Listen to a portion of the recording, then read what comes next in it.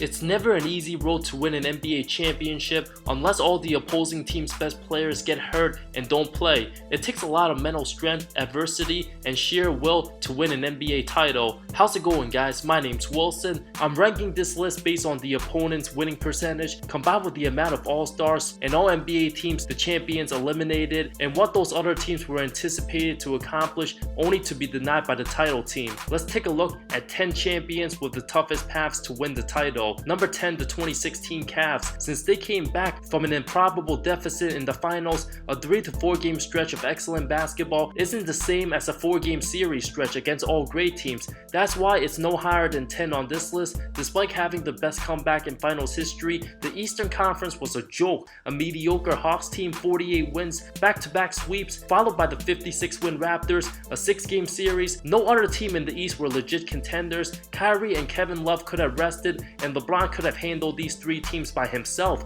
since they did knock off the best regular season team all time. Facing elimination 3 times, the King and Kyrie will always have respect for their greatness. The difference between the two conferences were so lopsided, it wasn't fair that OKC had to play a 67-win team in the semis, followed by a 73-win team. If the Thunder were to win the 2016 title, they would have been number 1 on this list. If the playoff format was 1 to 16 and not conferences, it's not even a guarantee the 2016 Cavs would have competed in the finals with the loaded talents of OKC and San Antonio. Number 9, the 2014 Spurs. Going through a tough loaded West, believe it or not, their first round series was the toughest test against the 49-win Mavs, led by All-Star Nowitzki, Tony Parker, the lone All-Star for San Antonio, second option Monte Ellis, a 20-point scorer, with Vince Carter, Devin Harris, and Shawn Marion. Carter sank an insane corner game-winning 3 in Game 3 to put Dallas up 2-1. In the close Game 4, Ginobili and Boris Diaw combined for 40 points off the bench, a huge 3 for the Frenchman. Ellis was insanely close to tying the game in the final seconds. San Antonio evened the series. The next 2 were close before a 23-point blowout in Game 7. Next up, Damian Lillard and LaMarcus Aldridge's Blazers, 54 wins after a tough first-round series with James Harden's Rockets. A red-hot Lillard was no match for prime Tony Parker. Duncan held his own and got the best of the younger Aldridge, a worthy opponent with prime Nicholas Batum and prime Wesley Matthews, the third and fourth options. Every game of that series was won by double digits. San Antonio outscored Portland by over 13. These Spurs would continue to click on all cylinders. The following series, with MVP Kevin Durant and superstar Russell Westbrook healthy, dropped 112 points each of the first 2 games. San Antonio closed out the series in 6. Duncan dominated and proved he still has star power left in the tank. Future Finals MVP Kawhi Leonard, the 6th leading scorer for San Antonio this series. His defense was excellent nonetheless, got revenge against the 54-win Heat, the preseason favorites. Although Miami wasn't as strong as previous years, James Wade and Bosh were all-stars. San Antonio eliminated 4 All-NBA players along the way, 7 total All-Stars. That's not even counting Westbrook since he was hurt most of the season.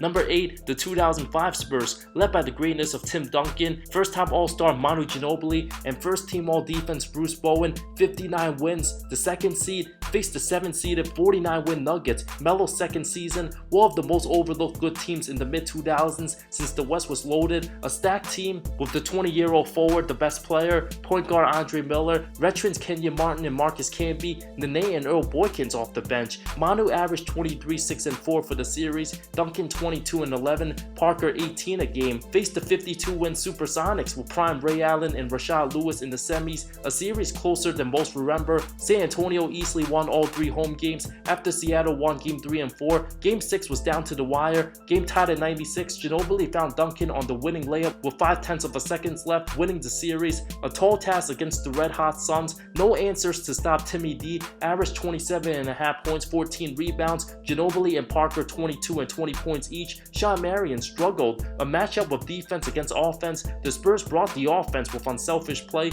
Duncan shot 15 of 15 from the line in Game 3, a rarity, winning in 5. On to the finals. The 54-win Pistons would have won more games if it wasn't for the suspensions. A tough, grueling, ugly 7-game series. San Antonio knocked off 6 total All-Stars, 5 All-NBA players, and MVP Steve Nash. Number 7, the 2009 Lakers. The road to win without Shaq wasn't going to be easy by any means for Kobe. In the loaded West, the 48-win Jazz in round 1 with Carlos Boozer, Darren Williams, Mehmet Okur, and Andrei Kirilenko Part of the reasons for the Jazz record: Boozer, the team's second best player, missed 45 games, D. Will, Okur, and Karolinko missed at least 10 for the season. These Jazz would have had a shot getting out of the East, a 5-game series followed by the 53-win Rockets, considered title contenders if healthy, but weren't. T-Mac just played 35 games, missed the entire playoffs, led by Yao, Ron Artest, Aaron Brooks, and Shane Battier. Brooks destroyed Fisher all series.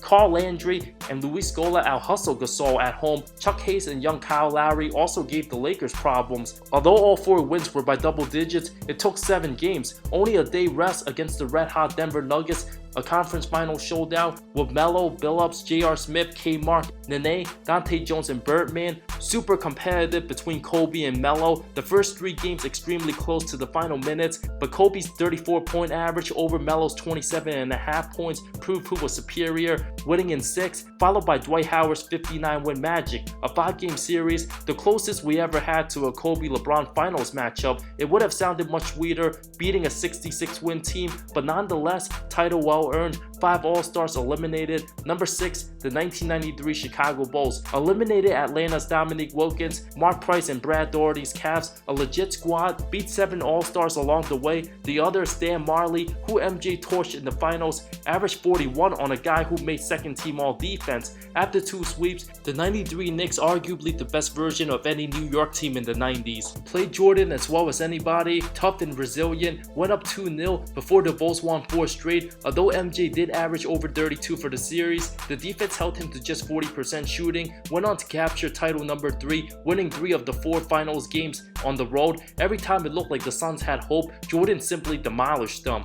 Number 5, the 2002 Lakers. Kobe and Shaq's Lakers always had tough competition before the finals against worthy teams, won 58 games, went through 3 All-NBA players in Duncan, Webber, and J. Kidd. First round matchup with the 49-win Blazers, who would have been tied for 3rd in the East, a team they faced for the 3rd straight postseason. Prime Rasheed Wallace and old Scottie Pippen, the 3 wins by single digits. In the semis, the 58-win Spurs led by MVP Duncan, a competitive 5-game series. Shaq was held to averaging under 22, but Kobe over 26. The closer hit plenty of clutch shots down the stretch. If this was the finals, Kobe would have been the MVP. On to the 61-win Kings, arguably the best team in the 2000s, an all-time team that never won a title. Well-balanced, Webber and Devon's amazing front court with excellent passing, Mike Bibby a borderline all-star, Doug Christie all-NBA defender, Peja only played the last 3 games, not to mention Hedo Turkoglu and Bobby Jackson, solid players. Kings led 2 games to 1, up 50-26 at one point in Game 4. Kobe held Mike Bibby to just 3 points in the second half.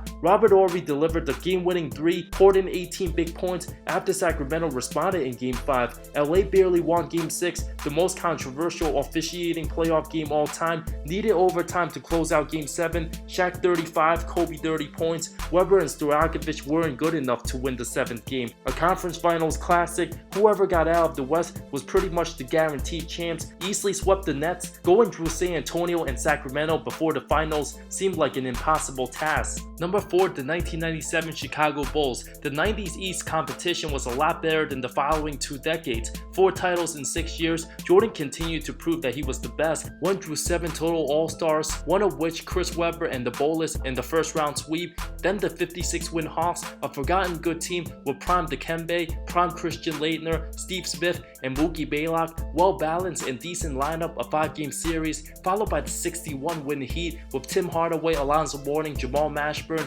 Rashad Leonard, and Isaac Austin. A 5-game series, high-intense defense. Miami held to just under 79 points for the series, followed by the 64-win Jazz, led by MVP Malone, who stole the award from Jordan. A close 6-game series, 3 of the 4 games won by less than 5 points. The Bulls scored 527 total, Utah 523. Jordan proved to be too good. Pippen averaged 20. Third option Kukoc only 8 points a game. Number 3, the 2001 Los Angeles Lakers. Many may believe the 0-1 ring was a cakewalk since Kobe and Shaq went 15-1 that whole postseason and swept through the West, eliminated 7 All-Stars, first round against the 50-win Blazers, a team that took them to 7 the previous year, up 16 in Game 7, would have gone to the finals if it wasn't for their meltdown. Easy 3-game sweep, followed by MVP candidate Chris Webber and the Kings, MVP runner-up Tim Duncan and San Antonio. Both those teams got absolutely destroyed, abused, annihilated, humiliated, and obliterated by Kobe and Shaq in every way imaginable. No team in the 2000s would have beaten this version of Bryant and O'Neal in a 7-game series. The two best players at their positions took turns dominating the opponents. The worst beating Duncan ever took in a playoff series. LA's only loss came in the first game of the finals in overtime,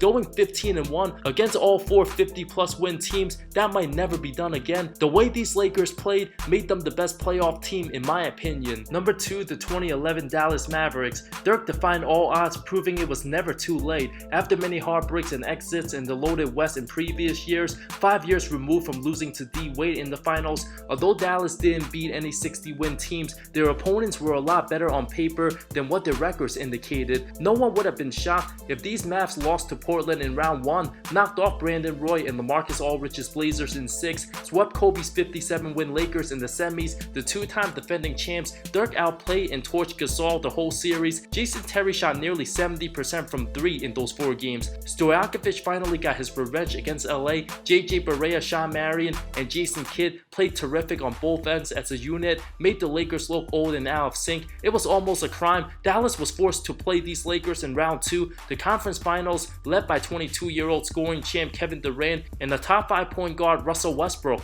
Dirk had one of his best series, averaged 32 points, 56% shooting, proved he was better than the Young Thunder. Miami could have won 65 if they wanted to, but started colding the regular season. The Mavs looked dead in the water, down 15 in game 2. The final 5 minutes, Dirk never gave up, led the comeback, hit a game-winning layup. Dallas's defense suffocated LeBron like no other team has done. Jason Terry came up clutch, closed out the Heat Big 3 in 6 games, an improbable, unbelievable Cinderella run to the title, knocked off 4 of the best players, the 2-time defending champs in Kobe, 2-time future champion Miami, D Wade and LeBron, the best scorer in Durant, 3 of Dirk's opponents on first team All-NBA, 2 on second team, and 1 on third team. One of the greatest stories and perhaps the sweetest, most rewarding championship in NBA history. Number 1, the 1995 Houston Rockets, the only 6th seed in NBA history to win a title, the last team to win under 50 games to do so, the opponent's combined winning percentage highest in any title team's history, 72.6% to be exact. The league was up for grabs. Hakeem made sure he didn't win just 1 title, but 2, proving no doubt who was the second best player in the 90s, faced 7 All-Stars along the way,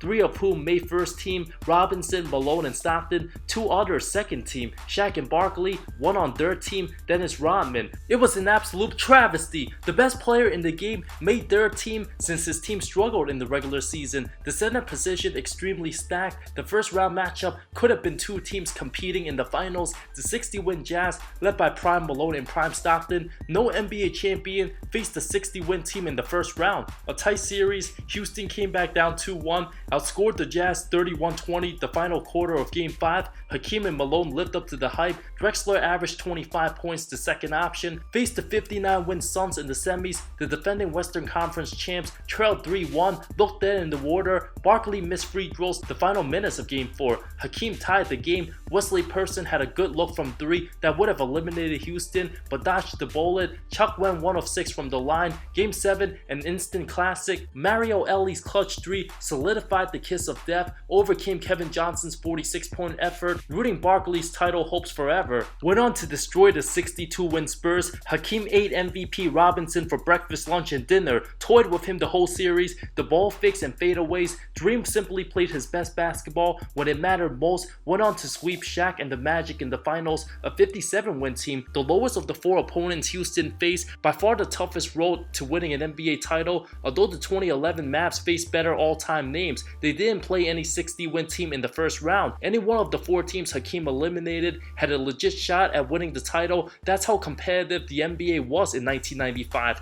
Not having home court in any series is difficult enough, but to face elimination 5 different times and prevailing, almost unheard of. Beating a 3 seed, a 2 seed, followed by 2 1 seeds, the hardest numbers possible, something that will likely never be done again. Robinson and O'Neal never outscored Hakeem once in any of those matchups. Dream knocked off 4 total MVPs, all-time great big men, all of whom averaged over 20 and 10 for their careers. The hardest strength of schedule through 22 games. Hakeem's performance hasn't been matched since. One can also make the argument Prime Dream was as great as any center that's ever lived, but that's a topic for another day. Honorable mentions includes the 1998 Bulls, won through the 58-win Pacers and 62-win Jazz, 06 Heat knocked off the 64-win Pistons and 60-win Mavs, but their first two opponents under 50 wins, and 2010 Lakers, all four opponents 50+ wins, OKC, Utah, Phoenix, and Boston. Which one of these teams do you believe had the toughest path to the title? Let me know in the comments below. Thank you so much for watching this video. I love all of you. See you next time.